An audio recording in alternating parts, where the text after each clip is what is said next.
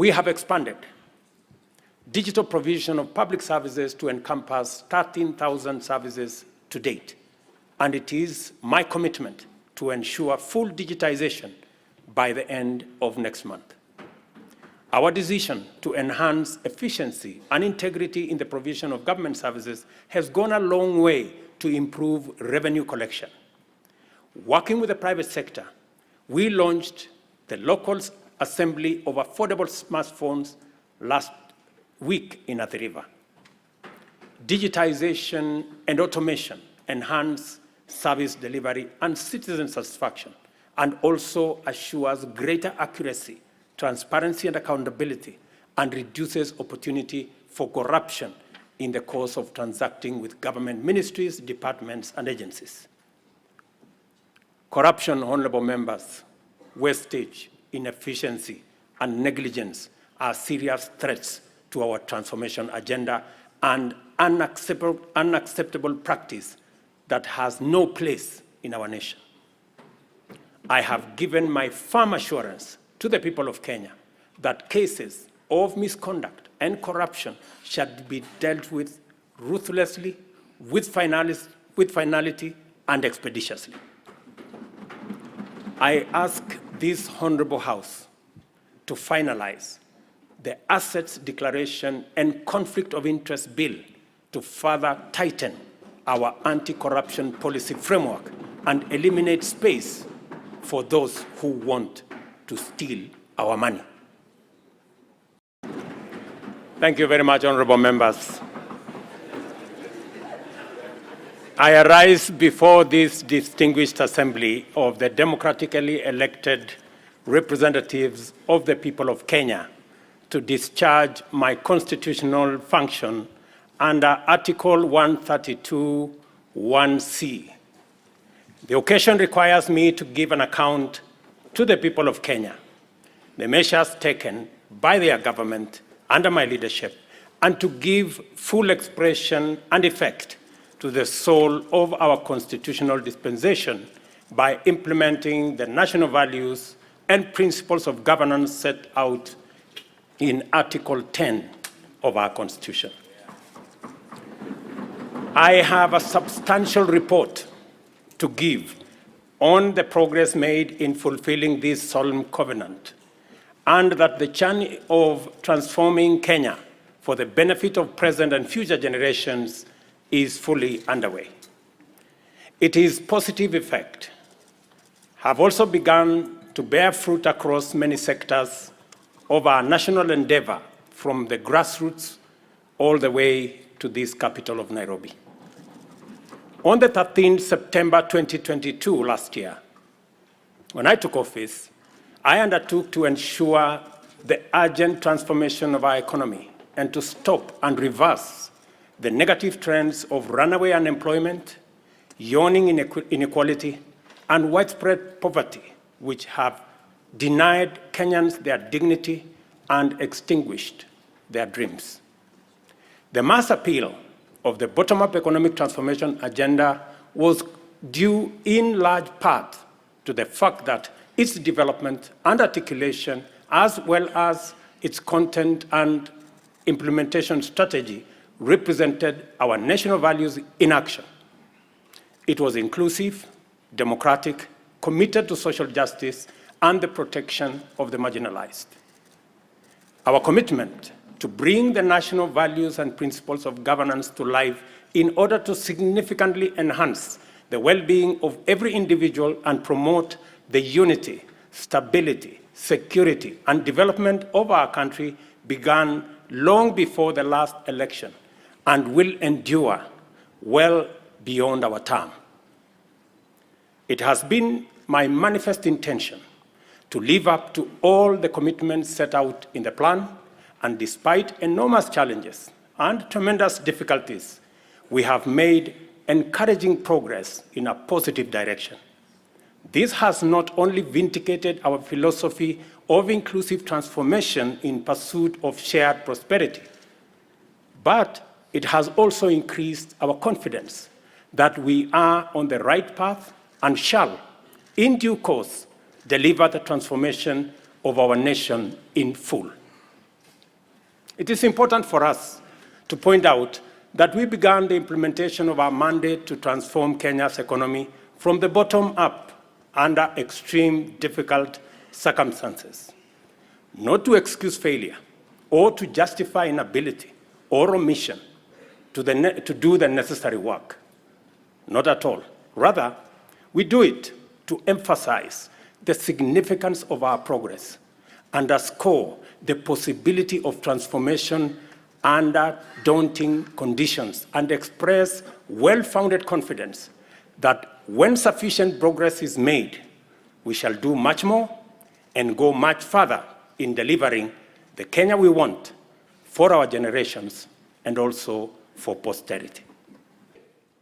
We are constructing 400 markets across Kenya to provide mama mboga with a dignified working environment, complete with water, electricity, and other amenities. And I want to thank members of this House for participating in various ways and working with us and also with the counties in identifying the right locations for these markets. Ladies and gentlemen, honorable members, our education system must develop a formidable reservoir of skill, talent, highly competitive and innovative human capital to support our vision of an economically transformed Kenya. Within weeks of taking office, I appointed the Presidential Working Party on Education Reform, led by Professor Raphael Munavu, my former teacher, who provided clarity on transition to the new competence-based curriculum and made further recommendations on necessary reforms in our education system from early childhood all the way to the tertiary levels. The Working Party concluded its work and submitted a report whose recommendations are already being implemented. The urgent and vexing question of transition to junior school has been settled, and the Kenya Primary School Education Assessment will be used for the exclusive purpose of monitoring learners' progress and not for placement in any grade. In keeping with our commitment, 56,750 new teachers have been employed. I'm sure the Honorable Milemba can confirm this. While 8,200 primary school teachers were retrained to equip them with capacity to effectively deliver learning and teaching at junior school levels. With changes to the entry requirements for teacher training colleges, admission has increased by 300% to now 20,456 trainees. I was privileged to be in Kwale last week to open the Kwale Teacher Training College, which had only less than 100 students a few months ago. And when I went there, the principal told me that the numbers have increased 4 times. At the tertiary level, the Working Party recommended an overhaul of the existing education funding framework to a variable scholarship and loan model in order to address the financing gap which denied many Kenyans the opportunity to pursue tertiary education in our universities and TVETs, but also created many complications in our universities and institutions of higher learning that by last year, our universities had accumulated debts of close to 60 billion Kenya shillings. I sat down with all the vice chancellors of our 41 public universities, and we came up with a proposal that we are now implementing. The new model for financial support is student-centered and deploys a rigorous, impartial means testing instrument to establish the level of need of every student, which then becomes the primary consideration in allocating scholarships and loans. to fully democratize our education system and make higher education accessible and affordable to all. We have also chartered the Open University of Kenya, following requisite cabinet and parliamentary approvals. I want to thank this House for expediting the Open University Charter that had been in the works for the last 10 years. I also want to announce to you that the first 1,000 students will report next month. In the course of consulting Kenyans from all walks of life during the formulation of the bottom-up economic transformation agenda, the foundational contribution of health to citizen well-being and the role of costs in driving up poverty were identified as chronic. The implications are very clear, and we cannot afford to delay the delivery of universal health care anymore. Consequently, we have instituted radical reforms in the provision of healthcare services in Kenya, including the enactment of 4 new laws that will anchor the implementation of this bottom-up approach to healthcare. I am tremendously grateful to this House and honorable members for enacting the Primary Health Care Act, the new Social Health Insurance Act, the Digital Health Act, and the Facility Improvement Financing Act. These laws, honorable members, will usher in and guarantee a new era in the provision of healthcare, covering all essential services from preventive, promotive, curative, palliative, and rehabilitative services, guaranteeing every Kenyan access to comprehensive and quality healthcare.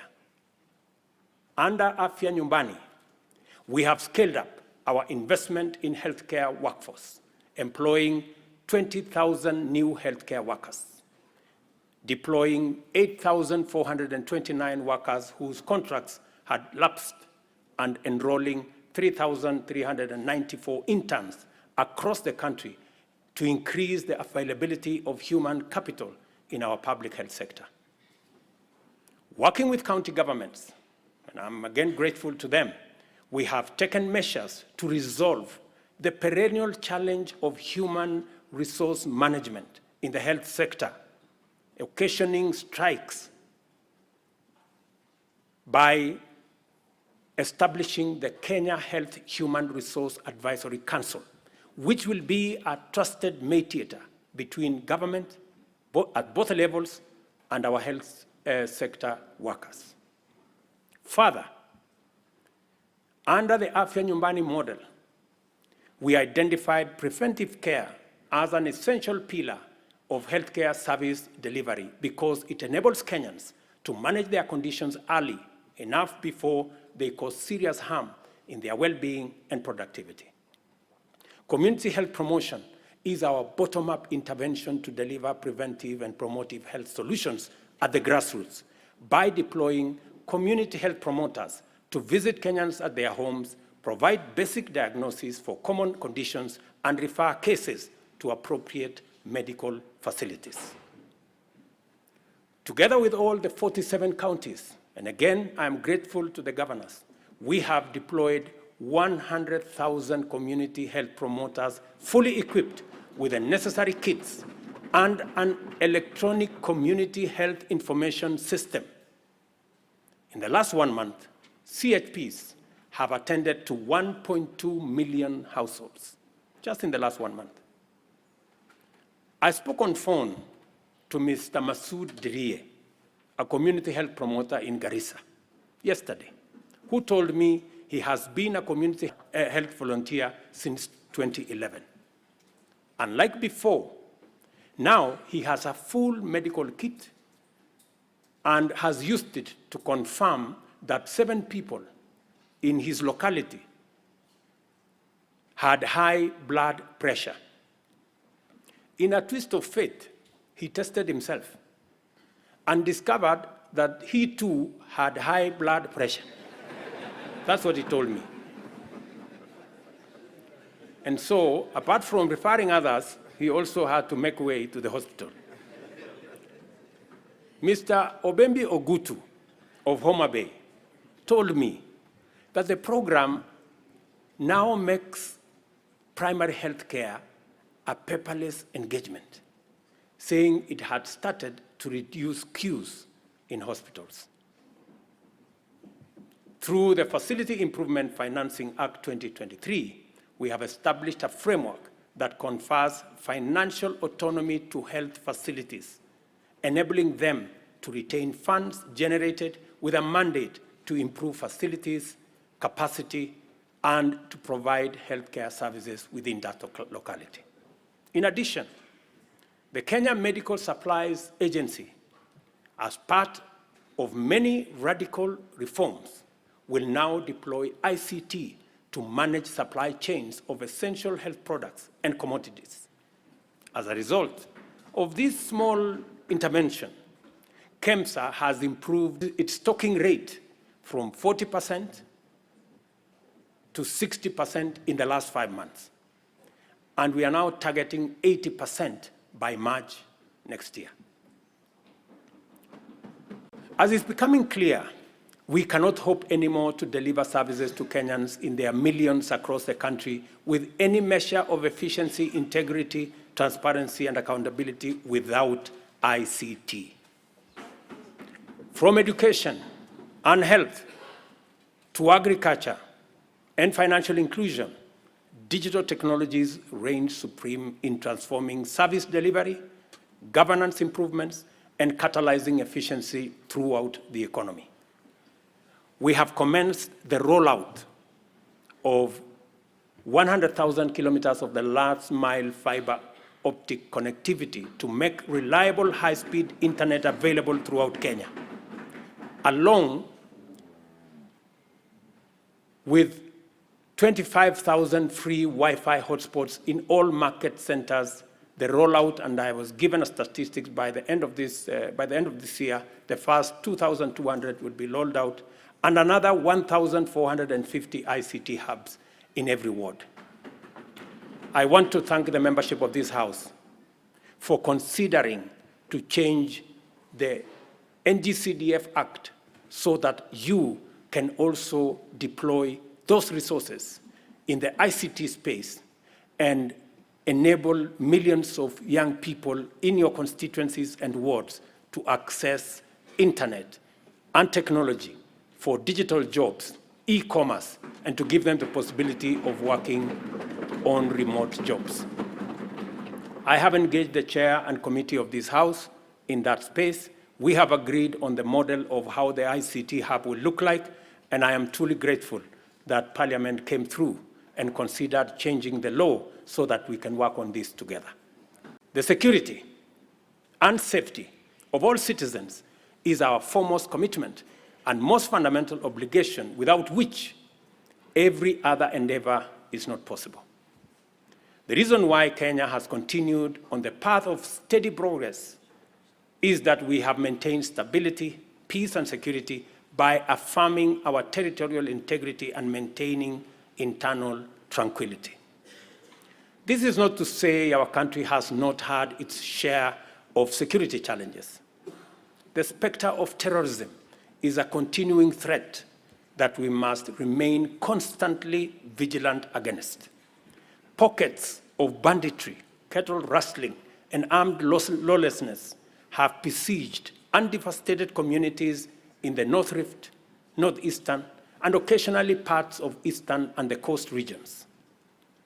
We all know that insecurity disrupts lives and destroys livelihoods.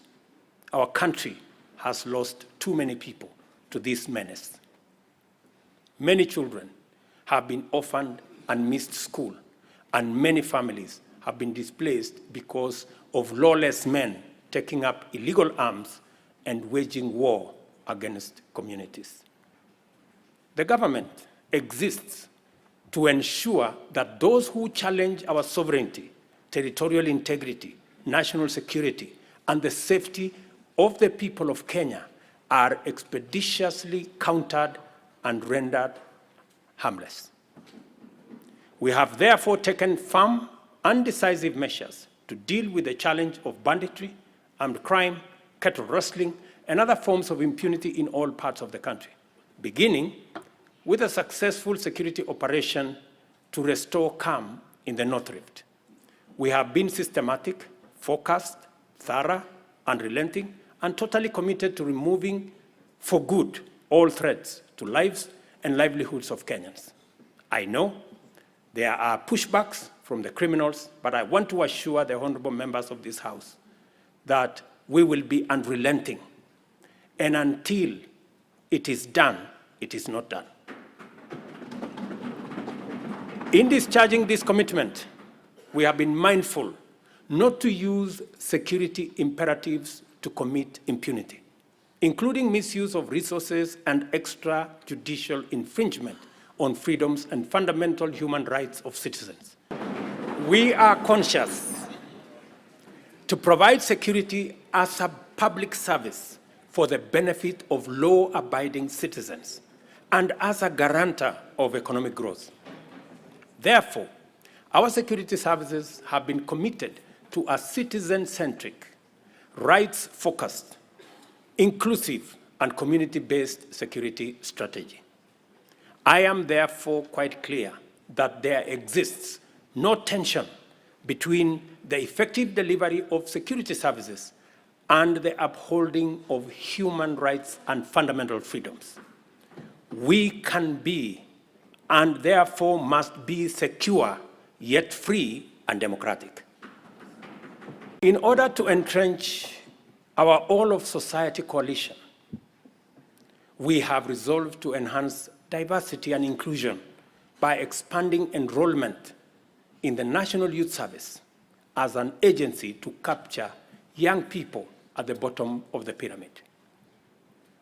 Consequently, we are doubling enrollment to 40,000 yearly in the National Youth Service and have made it absolutely mandatory that every village, center, town, and city in Kenya is properly represented in the recruitment.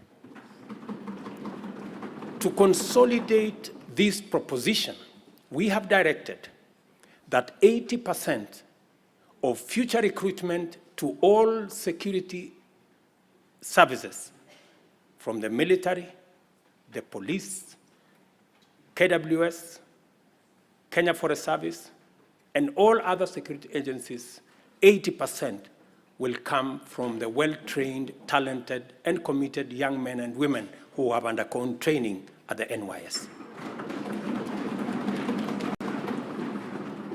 Kenya finds itself continuously summoned to its duty of care to serve as a reliable anchor to our region's security, peace, and stability. We continue to answer our historic, moral, and strategic responsibilities to deploy our resources in solidarity with our region in general and our immediate neighborhood in particular. To prevent the imminent collapse of Goma in eastern DRC, which we have had would have had serious consequences for the wider East African region, we deployed our troops under the East African Community Regional Force. We have continued to anchor the fight against Al-Shabaab in Somalia under the Africa Union Transition Mission in Somalia. The Kenya Defense Forces continues to make Kenya proud, and I salute them. It is our firm position that only a democratically accountable system that is sensitive and responsive to the adverse and diverse composition of Sudan can secure that country. Given the regional interconnectedness, together with the Kingdom of Saudi Arabia and the US, we have engaged the Jeddah process as IGAD to fashion a framework that will be best placed to successfully deliver peace in Sudan. Honorable members, our economy is firmly interconnected with regional, continental, and global economic systems.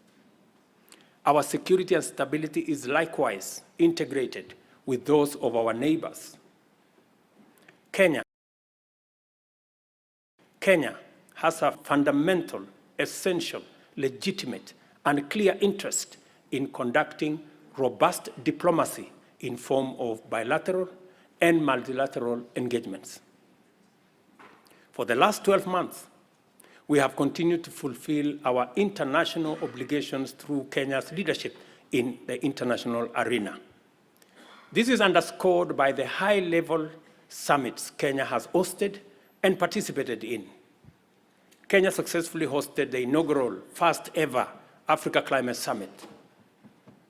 We also hosted the 43rd ordinary session of the Executive Council, the 5th mid-year coordination meeting of the Africa Union, and the regional economic communities, and the first-ever African edition of the Berlin Climate and Security Conference in Nairobi. All these summits have brought into our country about 30 heads of state and government and over 30,000 delegates from different parts of the world.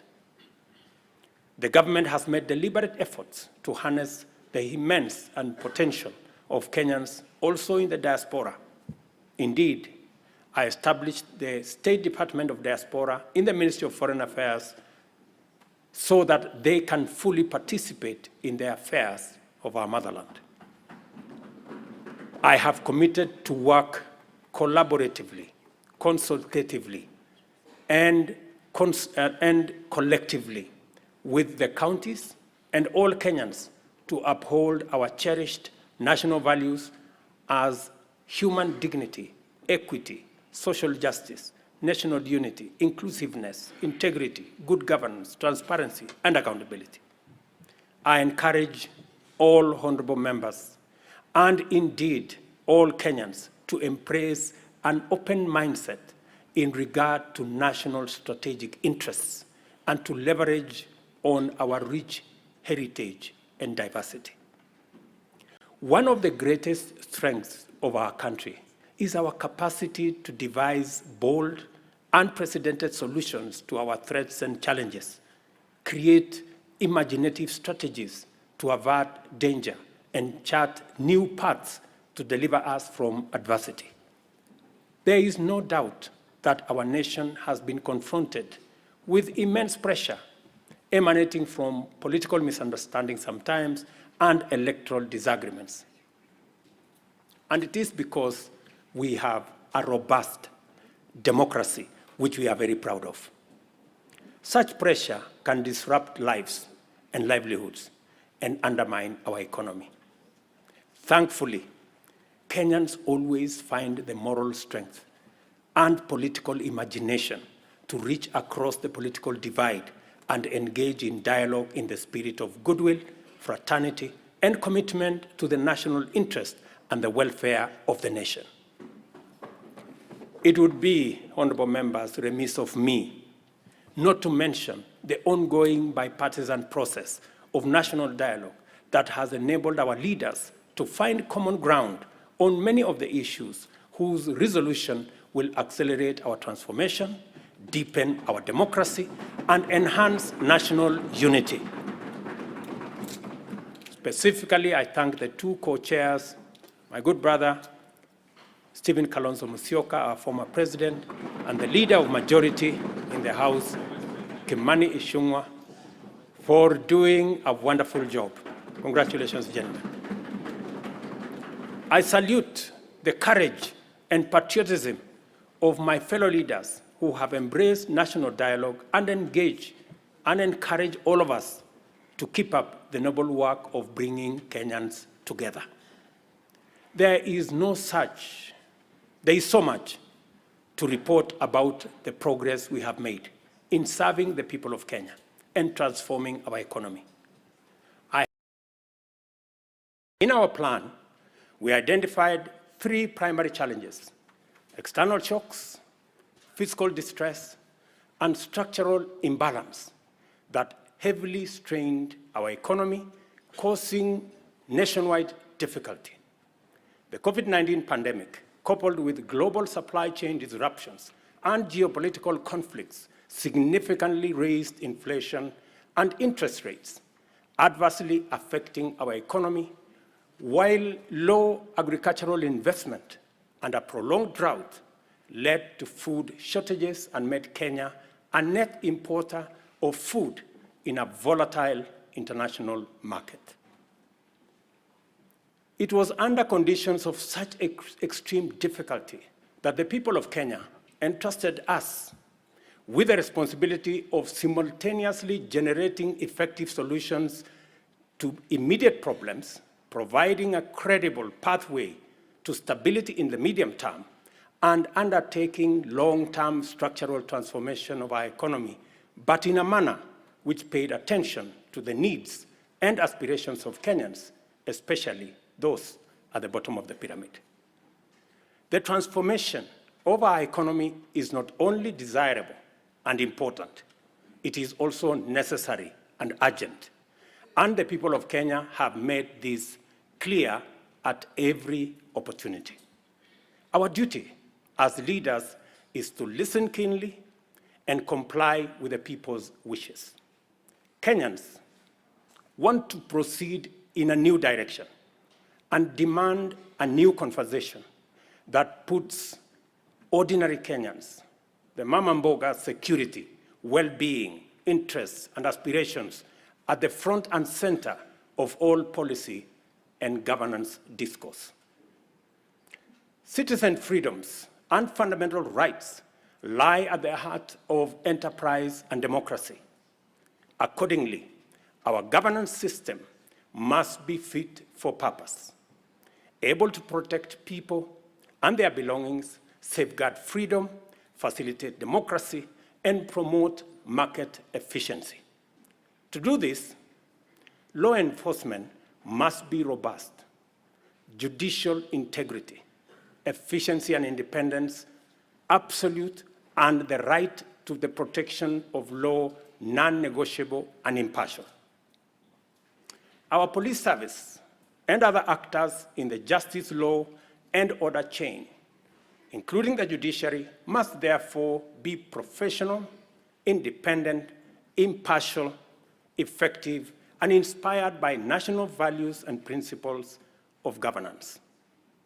In keeping with our promise to the people of Kenya, I signed important instruments on my first day on duty. Among them, the delayed appointments of 6 judges to the Court of Appeal as recommended by the Judicial Service Commission. Enhanced allocation through this House to the judiciary by 3 billion Kenya shillings.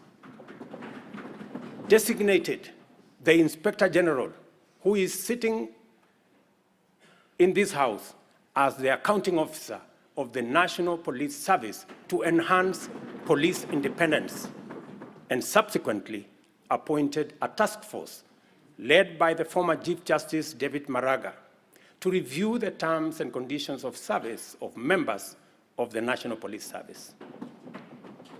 This was necessary, members, so that we can cement our place as a nation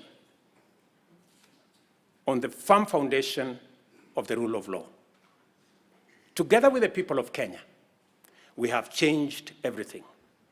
We have transformed the national political conversation from personalities to issues, from regional or ethnic largesse to opportunities for all our young people, from divisions to inclusion, and from status quo to the bottom-up economic transformation for shared prosperity. To date, Kenyans remain fully seized of the agenda, engaging vigorously and with unrelenting focus on expanding agricultural productivity to deal with the cost of living, affordable housing to create enterprise, jobs, and dignified dwellings, universal health coverage for a healthy, productive nation, and digital transformation to create e-commerce, create jobs, and make government efficient, effective, and accessible, especially government services. Also, fintechs, including the Hustler Fund, have benefited from the space around technology and the digital transformation.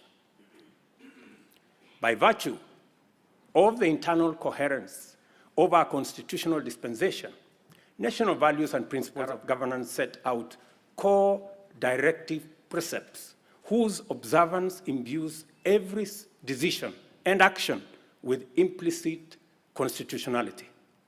To the extent that our plan is aligned with Article 43, the implementation of the bottom-up economic transformation agenda is a program to intensify the actualization of national values with a special focus on citizens at the bottom of the pyramid. From the first day in office, we have worked hard every day to move our agenda forward amid many challenges to forge a path in the direction of progress. This is the essence of our commitment, to make progress despite challenges and move forward by overcoming great obstacles. We must never be defined by our problems, and Kenya's destiny cannot be derailed by our challenges. Honorable members, the cost of living is not an abstract phenomenon. It is a reality experienced by households, which can be addressed through practical action and effective measures. One of the most salient interventions in addressing the high cost of living is the strategy to support agricultural production throughout the sector, ranging from food and cash crops as well as livestock value chains. I am committed to put the shame of hunger behind us once and for all. We rolled out a countrywide farmer registration and fertilizer subsidy program that has made available 5.5 million bags to farmers across Kenya. We have progressively reduced the cost of fertilizer from 6,500 to 2,500, increased maize acreage under production by an extra 200,000 acres this year, and enhanced maize production by an additional 18 million bags this year. As a result of these interventions, today, a 2-kilogram packet of maize flour is selling at a low of 145 and a high of 175, depending on the brand you buy, down from 250 shillings a few months ago. The famous gorogoro of maize is selling at between 60 and 75. Honorable members, you know how much it costed a few months ago. We have also established 22 new fish landing sites in 9 counties in Nyanza and the Coast region. We have funded and organized beach management units into cooperatives, set up 2 hatcheries in Kabonyo in Kisumu County and in Shimoni in Kwale County. And we are in the process of completing Liwatoni fish processing plant in Mombasa by end of next month, and Shimoni fish port by the end of next year. Again, to bring our blue economy resources into the realm of food production. To achieve efficiency, transparency, and accuracy in fertilizer distribution, we enrolled farmers on a digital register with accurate details of the location and acreage of their agricultural land holdings. This database enabled us to implement an e-voucher system through which farmers received their fertilizer consignments for planting and top dressing of maize, tea, coffee, rice, potatoes, cotton, edible oils, sugarcane across the country. Our farmers are the best people to speak about the success of the fertilizer program. Yesterday, I spoke to several farmers in different parts of the country.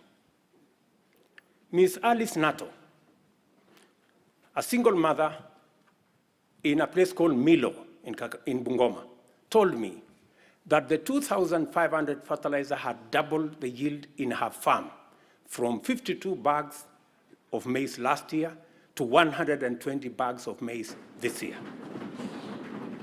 Another farmer, Mr. Albert Ngunyi, Ngunyi from Embu appreciated the impact of fertilizer subsidy had in his farm and asked me to work out a way that the fertilizer can be delivered closer to the farmers rather than at the National Cereals and Produce Board depot. I assured him that I will work with the governor of Embu and with all governors to actualize his proposal for him and for other farmers who believe the same. But it was Mr. Samuel Chacha of Kuria who graphically painted the picture of transformation the fertilizer subsidy has done in his farm with a phrase that struck my mind. He simply told me, Mr. President, shamba yangu ina meta. Further, we have made adequate arrangements, including investment in necessary infrastructure to facilitate post-harvest management and to prevent post-harvest losses. 17 certified warehouses jointly managed by the National Cereals and Produce Board and the private sector owners with a combined capacity of 365 metric tons or 4,090,000 bags have been prepared in the maize growing areas.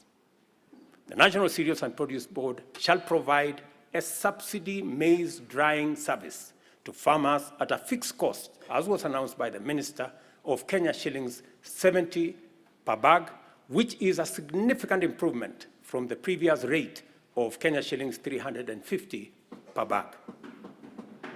Yesterday again, the first consignment of the 100 mobile dryers this House facilitated my administration to buy for use by our farmers. I announced to you yesterday the first consignment of the dryers docked in the country. Additionally, we are enhancing dairy productivity for better farmer returns.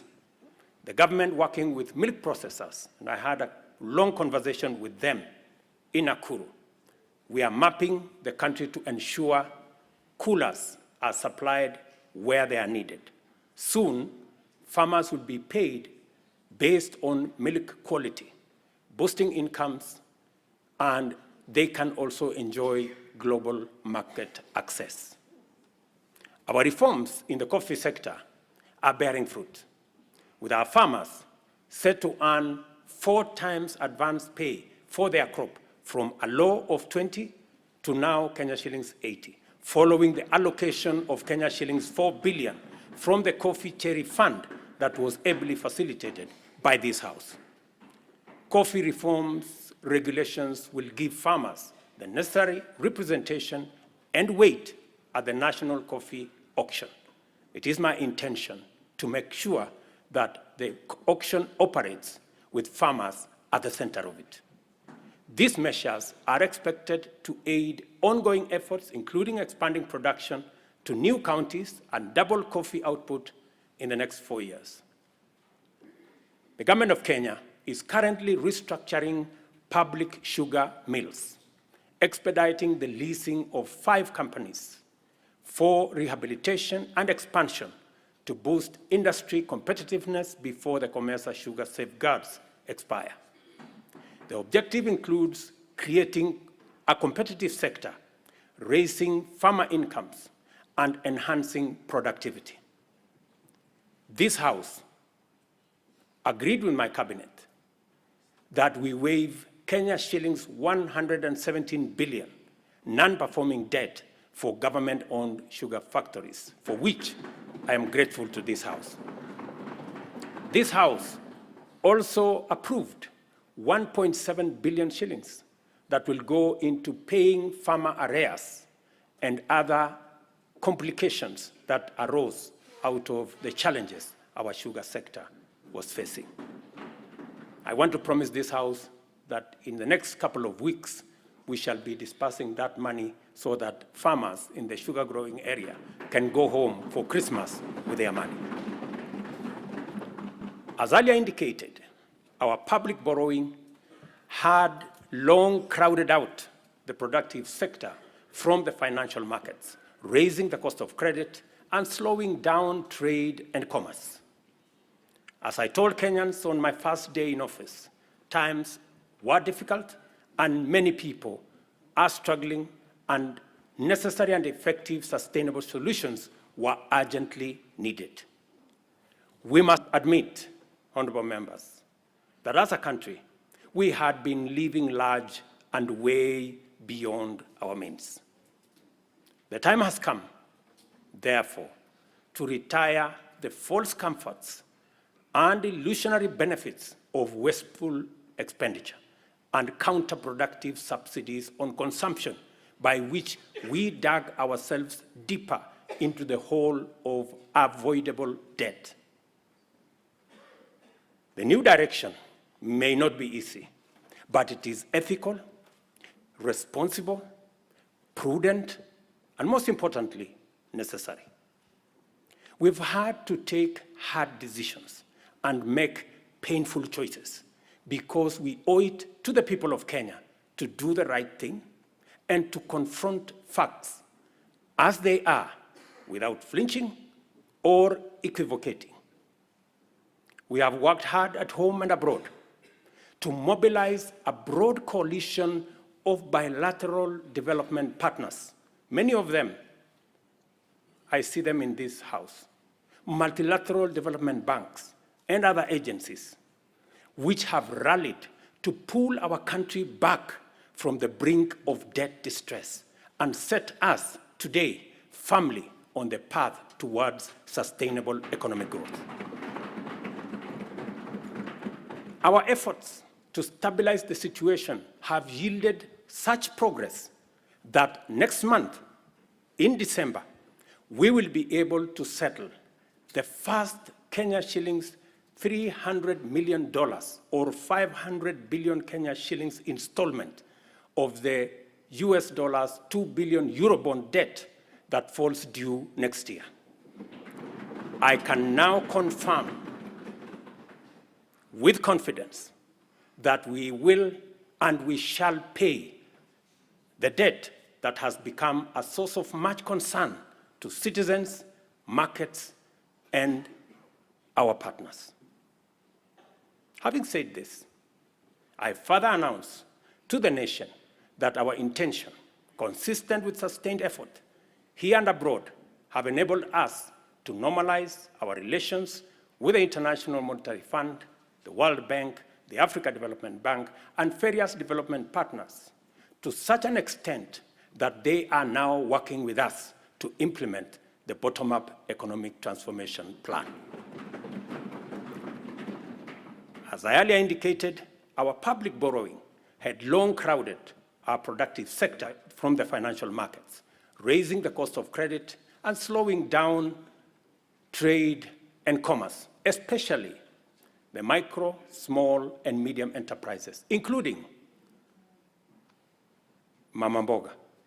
Consequently, many enterprises and entrepreneurs were referred for blacklisting by the credit reference bureaus, where 7 million borrowers were listed by last year. We committed to provide affordable and accessible credit and restore small business owners to good standing with credit rating agencies.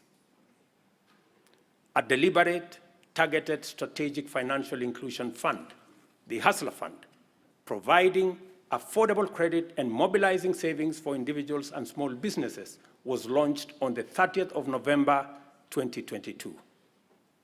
The public response to the Hustler Fund has exceeded most initial projections and surprised even the most hardened skeptics. By the end of last month, the fund had disbursed Kenya shillings 36.6 billion, and in savings, 2.3 billion, and with 7.5 million repeat borrowers, whose overall repayment rate is at 73%. The top borrower of the fund has so far accessed Kenya shillings 4.5 million in 816 transactions, while the top voluntary saver is at 631,491. As earlier indicated, our public borrowing had long crowded out the productive sector from the financial markets, raising the cost of credit and slowing down trade and commerce. As I told Kenyans on my first day in office, times were difficult and many people are struggling, and necessary and effective sustainable solutions were urgently needed. In the intervening period, the Hustler Fund has also launched a group product which has attracted 50,000 active groups to the platform, and of which 20,000 have received 151 million Kenyan shillings. The Hustler Fund has provided us not only the huge pent-up demand for affordable credit, but also the readiness of Kenyans to express or to embrace credit and savings and to pay their loans on time with minimum prompting. The notion that Kenyans are not creditworthy or are high-risk borrowers is nothing more than an unjust financial profiling, which has, in many instances, become a needless, self-fulfilling prophecy. Yesterday, when I called Harrison Karisa Kenga, a tuk-tuk operator in Mombasa, who has accessed 714,000 from the Hustler Fund, he suggested to me to find a way to have the fund provide asset financing so that he can buy for himself a tuk-tuk because the one he had was not his. I assured him that during my address today, I would ask the ministry responsible to respond to him. Consequently, I hereby direct the Ministry of Cooperatives and MSMEs to expeditiously engage Mr. Kenga. I will give you his telephone number. The impact of the Hustler Fund is summarized by a story of a Mr. Sospita Ondiek from Kisii. I suggest that the Kenyan film industry should look for him so that he can tell you his full story. Mr. Ondiek has a plumbing and tiling business in Kisii. And through the Hustler Fund, he has accessed 1.7 million in the many transactions he has undertaken. Majority of Kenyans live in their own rural homes, even though many experience land and settlement challenges, including landlessness, insecure land tenure, and perennial squatter problems. Acute housing challenges are principally an urban phenomenon, and they present a serious threat to health and safety, as well as dignity of people, particularly low-income earners. The proliferation of slums in our urban areas indicate the extent of this serious problem and the urgency with which it must be addressed to enable Kenyans have greater choice in leading dignified, safe, and healthy lives affordably. Low supply of affordable housing units in Kenya is acute, making rent a huge component of the cost of living for many households. The increase in affordable housing units is a strategic intervention to not only supply affordable dwellings for Kenyans, but also as a means to reduce the cost of living. 3 categories of houses will be supplied by this program: social housing, affordable housing, and for the rest, market rate housing. Interest on financing is where we intend to make the big difference. Interest at the moment, as all of us know in this house, is at almost 18%. But under this program, all interest should be or will be at single digit. For social housing, the interest will be at 3%. You know, honorable members, that we all get 3%. So even the people in the social space, they also deserve to get 3%. Those in the affordable housing space will get 6%, and 9% for the people in the market category. The affordable housing program has received tremendous support from county governments across Kenya. And I want to thank governors, and I know the chair of the Council of Governors is here, through her, all governors who have worked with us to make sure that this program becomes a reality.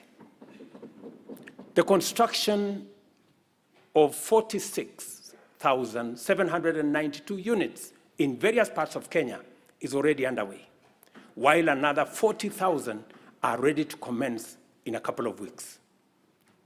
50,000 Kenyans are working. People who were previously unemployed, they are now engaged directly and indirectly in this enterprise. And the numbers will significantly increase as the projects move into the next phase and as we roll out many more units. A total of 746,795 housing units are in the pipeline as I talk to you, under various stages of delivery. More jobs are being created with the formalization of the Jua Kali clusters, providing products like doors, hinges, and windows. And this morning, as I visited one of the sites that I went to launch the construction in March, I was amazed that a site that was flat in March today, and I was with the Member of Parliament for Ruiru, today has 8 11-block units, almost at 60% complete. And I also met the Jua Kali cluster for Ruiru, and they have been given a contract of 140 million to be able to supply doors and windows. Architects, engineers, quantity surveyors, masons, electricians, plumbers, transporters, steel and cement factory workers, and hardware merchants will be partakers in this transformative plan. I spoke to Moses today at the site in Ruiru, an electrician, and he told me out of the 1,700 workers in the site today, he was in charge of 114 electricians who are engaged in that site. And he asked me, Mr. President, make sure the next site is ready for us, because we will finish this ahead of time. To enhance our savings that have consistently been among the lowest globally, and to correct the delayed transformation of our social security architecture, fundamental reforms are underway in our savings and social security space. As promised, we committed to take deliberate measures to foster a strong culture of savings amongst Kenyans and enable them mobilize resources for investment and development of intergenerational capital to eliminate old age poverty and to ensure comfort in retirement. Until recently, the rate of Kenya's public pension saving stood at 1.4 billion shillings a month, which is the lowest in our region at only 12.5% of our GDP. As a result of our initial interventions, the savings situation in Kenya is changing for the better. Contributions, honorable members, to the National Security Fund have grown from 1.4 billion shillings in January to 6.5 billion shillings every month, this month. The implication of this growth in our national savings is that it will significantly consolidate our nation's ability to invest in development using domestic resources as opposed to us going to borrow other people's money when they save. Honorable members,